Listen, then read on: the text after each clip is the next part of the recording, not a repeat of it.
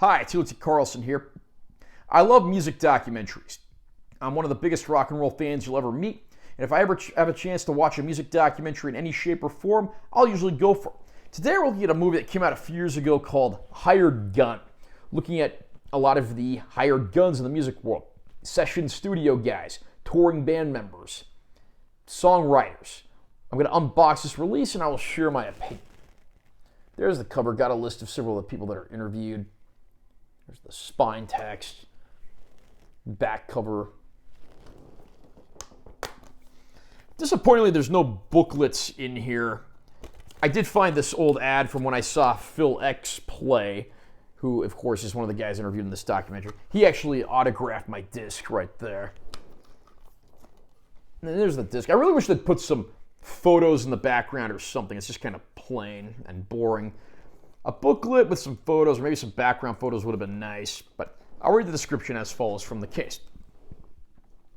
Hired Gun, Out of the Shadows into the Spotlight, is the story of the A-list musicians responsible for the most famous instrumental guitar, drum, and piano solos in the world. They perform right on stage next to the musical legends who hire them, just 20 feet from stardom, and for the first time share their incredible stories and exclusive musical performances with the world. Again, I love rock and roll, and there's a lot of bands out there who have to hire musicians, both in the studio and on the road. And a lot of these guys, of course, live in the shadows of the people who hire them. I mean, obviously someone like Alice Cooper is going to be a great big star, legendary in the rock and roll world for over 50 years. But can you name any of the musicians who are actually on stage with Ozzy Osbourne, another rock and roll legend who has continued to rock the world for many decades? Can you name any of the guys on stage with him or that played on his albums? The list goes on. There's a lot of stories like this, a lot of replacement band members, a lot of pop singers who need rock musicians for their bands. The list goes on, and it's really interesting to see some of these stories. I mean, you have guys like Rudy Sarzo, who played bass for Ozzy and Quiet Riot. You have the guys who, of course, went on to be in the band Five Finger Death Punch and who they played with first. You got legendary session guys from back in the day like Jay Graydon. You have singer-songwriters, producers like David Foster. There really are a lot of very talented people who were assembled for this documentary. And it's no surprise that the end result actually does turn out pretty well. We even see some of these guys, in the studio re-recording some old music together, like a band of all session guys. Sadly, that doesn't really get used much in the movie, but that would have been something that would have been interesting to look at a little more. One of my personal favorite stories in the movie is from Derek St. Holmes, best known for being Ted Nugent's second guitarist and singer. And what a lot of people don't know is that Derek actually sang lead vocals on a lot of Ted Nugent's classic hits.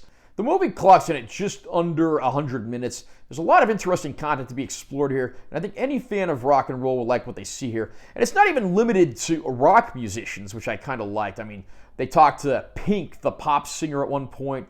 They talked to Ray Parker Jr., who of course would forever be known for recording the hit single from the 1984 film Ghostbusters, and a few other situations like that. I mean, one of the guys who would go on to be in some of the other rock-related projects is actually shown playing with Hilary Duff here. So it's a wide array of people, wide array of projects, a lot of jumping around, gigs that might not be the most cushy or best paying in the world. And it's funny, too, because you see the sheer array of everything in these situations. People who are very happy with their gigs and have had them for 20 plus years, but then you have guys who just absolutely hate being hired guns and decide things aren't fun anymore and they just want to get out on their own. One of the most interesting interviewees in this segment is Liberty DeVito, who played drums for Billy Joel for many decades, and of course it didn't always end on the best of terms, given the often turbulent personality that someone like Billy Joel had on the studio, on stage, and in the spotlight.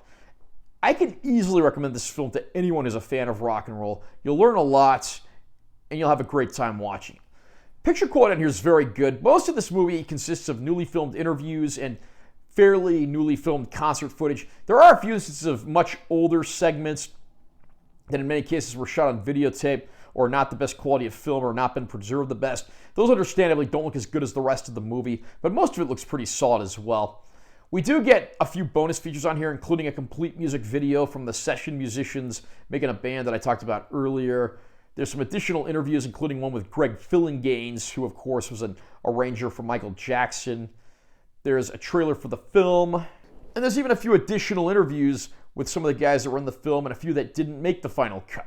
So there's a decent supplement package here. Picture quality is very good overall, and the film itself is an absolutely great rock doc. Not even limited to rock necessarily, but there's a lot to take in here, and I think any fan of the music industry is going to get a kick out of Hired Gun. How about you? What did you think of Hired Gun? Was it one of your favorite music docs of recent years? Comment down below and let me know what you think. Also, remember to subscribe to this channel for more content. I'm always posting new videos, and make sure you give us a little like if you found it helpful. I'm Taylor T. Carlson. I'll see you next time.